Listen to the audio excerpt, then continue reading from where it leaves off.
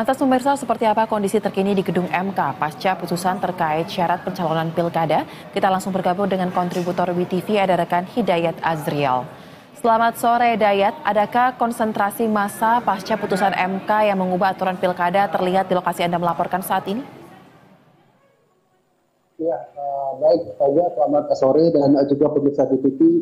Saat ini konsentrasi massa di sekitaran gedung Mahkamah Konstitusi memang sudah tidak lagi terlihat begitu sejak tadi dibacakan putusan oleh Ketua MK soal putusan ambang batas atau threshold pencalonan kepala daerah begitu. Namun sebelumnya memang tadi sempat ada sejumlah aksi massa dari buruh dan juga partai buruh yang melakukan aksi untuk mengawal jalannya putusan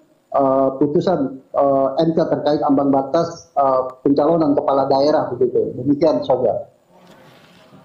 Baik, apakah putusan tersebut akan langsung berlaku pada tahun ini? Informasi yang Anda dapatkan seperti apa? Ya, baik saja. Putusan Mahkamah Konstitusi untuk mengubah ambang batas pencalonan kepala daerah atas gugatan yang diajukan oleh Partai Buruh dan juga Partai Gelora begitu memang sudah berlaku pada tahun ini setelah putusan dibacakan begitu.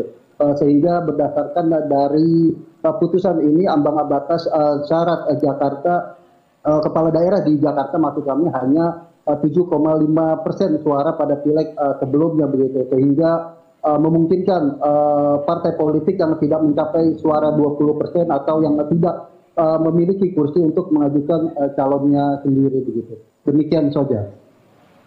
Baik, terima kasih rekan Hidayat Azriel untuk laporan langsung Anda. Selamat kembali bertugas. Lantas pemirsa, akan seperti apa dampak dari politis atau dampak dari putusan MK yang mengubah syarat pencalonan pilkada tersebut? Kita sudah terhubung dengan Direktur Eksekutif LSI, ada Jayadi Hanan. Dan kami juga telah menghubungi sejumlah politisi baik dari Partai Golkar dan PDIP. Namun hingga saat ini belum ada yang dapat bergabung. Selamat sore Mas Jayadi, salam sehat. Sore Sosa, salam sehat. Baik, terima kasih telah meluangkan waktu bersama kami di Berita Satu Utama. Mas Jayadi, hari ini kita menerima informasi baru ya terkait dengan putusan MK yang mengabulkan sebagai gugatan dari Partai Buruh dan juga Partai Gelora tersebut. Nah, dari analisa Anda, apakah putusan MK ini akan langsung berdampak pada komposisi koalisi 12 partai yang kemarin sudah mendeklarasikan dukungan terhadap RK Suswono, terhadap pasangan Rawon ini? Oh, kalau di Jakarta ya, saya kira agak sulit ya untuk berubah 12 partai itu. Tapi yang paling artinya mereka kan sudah berproses dan ikatan dari 12 partai di Pilkada Jakarta itu kan bukan hanya soal ikatan Pilkada Jakarta, tapi juga ada keperluan dari partai-partai yang baru masuk, yang plus itu kan, Kim plus itu, partai-partai yang baru masuk itu ada kaitannya dengan posisi mereka di pemerintahan nanti. Artinya saya kira mereka sudah melakukan negosiasi dan Pilkada Jakarta adalah bagian dari negosiasi itu. Karena itu bahwa apakah mereka akan tetap solid, dugaan saya mereka 12 partai ini akan tetap solid. Nah, meskipun tentu masih harus kita lihat ke depan ya. Tetapi yang paling signifikan di Pilkada Jakarta itu berarti bahwa salah satu calon yang populer atau salah dua sebetulnya calon populer di Jakarta itu kan kalau berdasarkan hasil-hasil riset itu ada 3, yaitu Anies, Ahok, dan Ridwan Kamil. Itu berarti sekarang tinggal satu partai yang belum mencalonkan, yaitu PDIP, dan kemarin sebelum putusan MK itu terhalang karena threshold 20%. Sekarang PDIP dengan jumlah suara sekitar 14 atau 15% di DKI, maka PDIP bisa mencalonkan. Nah, calon PDIP bisa Anies, bisa juga Ahok. Dengan kata lain, kemungkinan di Jakarta paling tidak akan ada 3 calon kan? Karena ada calon RK dan Suswono yang Anda sebut Rawon. Saya lihat di Instagramnya PKS itu bukan Rawon singkatannya, tapi Ridho. Singkatannya itu Ridho. Kemudian yang kedua adalah calon independen yang barusan dinyatakan oleh KPU memenuhi syarat, nanti mereka bisa mendaftar, berarti ada 2. Dan kalau PDIP mencalonkan, itu nanti akan ada calon ketiga. Jadi diperkirakan kalau betul Anies atau Ahok yang maju dari PDIP, maka pertarungan akan cukup seru nanti di DKI Jakarta. Berbeda dengan yang kita prediksi dari awal ketika Ridwan Kamil seolah-olah melenggang sebagai calon tunggal. Baik, memang ini cukup mengagetkan ya Mas Jayadi karena tiba-tiba pada hari ini kita dikagetkan dengan ada putusan MK yang membuka peluang, membuka opsi akan adanya 3 poros di DKI Jakarta. Nah, jika melihat kondisi per hari ini menanggapi putusan MK tersebut, PDIP langsung menggelar rapat pada pukul 14 waktu Indonesia Barat tadi kalau tidak salah untuk membahas terkait dengan persiapan pilkada, termasuk di sana membahas terkait dengan Pilgub Jakarta. Jika dari analisa Anda, siapa kader yang paling potensial untuk dapat diusung oleh PDIP di Pilgub Jakarta? Karena kan nama Anies masih menjadi top of mind-nya di Jakarta, tetapi dia juga punya kader Ahok. Tapi siapa kira-kira pasangan yang bisa untuk menjadi lawan yang kompetitif, yang cukup kuat untuk dapat bersaing dengan Ridwan Kamil dan juga Suswono ini?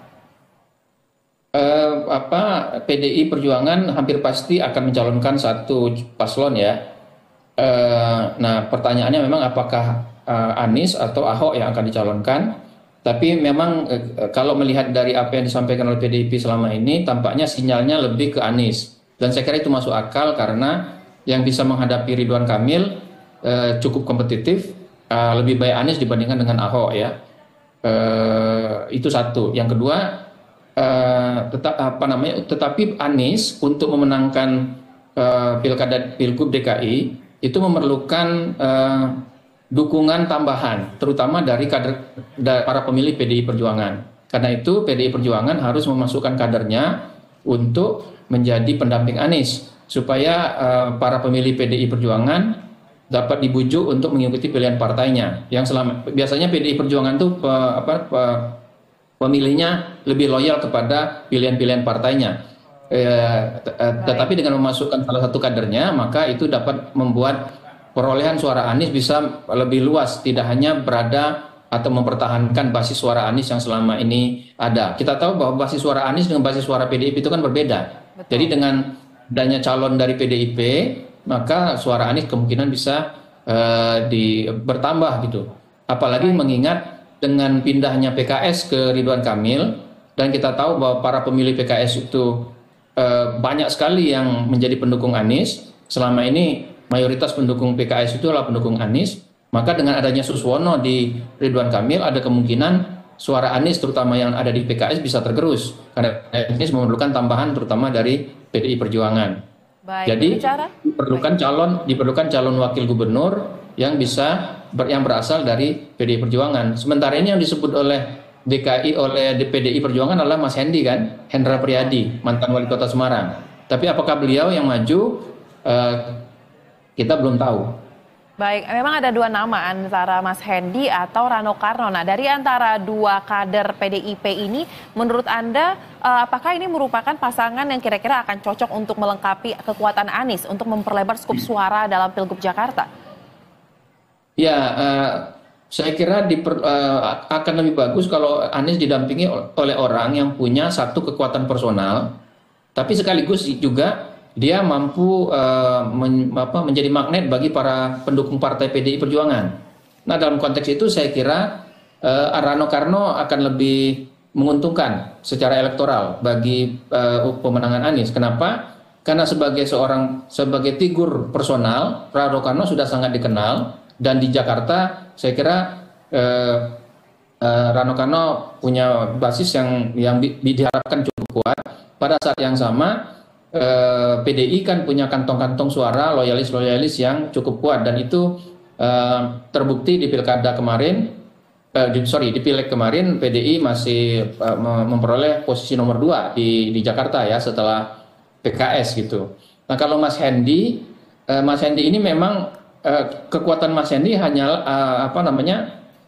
kurang dibanding Rano Karno, karena Hendi akan lebih mengandalkan kedekatan dia dengan partai. Tapi figur personalnya belum terlalu muncul di Jakarta ya, karena selama ini beliau dikenal sebagai wali kota Semarang dan lebih dikenal di wilayah Jawa Tengah, terutama di wilayah Semarang. Di Jakarta belum, dan itu terlihat dari berbagai riset yang selama ini ada, di mana Mas Hendi masih belum sekuat calon-calon lainnya. Meskipun nama Rano Karno waktu di banyak riset itu belum masuk di wilayah Jakarta. Tapi dugaan saya Rano Karno akan lebih dapat membantu Anies di dalam bukan hanya mengkonsolidasikan suara pendukung PDI Perjuangan di Jakarta, tapi juga membantu Anies dalam mengkonsolidasikan misalnya masyarakat Betawi yang yang ngefans sama Rano Karno, atau basis-basis suara lain yang selama ini menjadi